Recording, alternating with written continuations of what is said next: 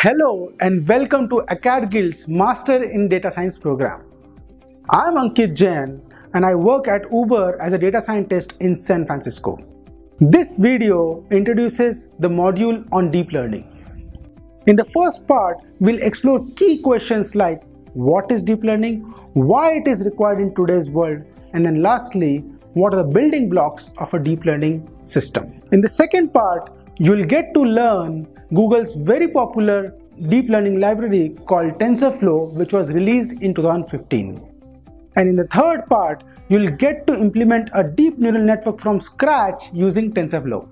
In the fourth part, we'll learn about convolutional neural networks, which are a type of deep neural networks primarily used for image classification tasks.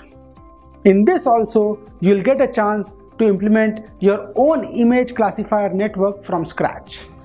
And finally, in the last and final part of recurrent neural networks, or popularly known as RNNs, these networks are particularly helpful in tasks like text prediction and time series forecasting.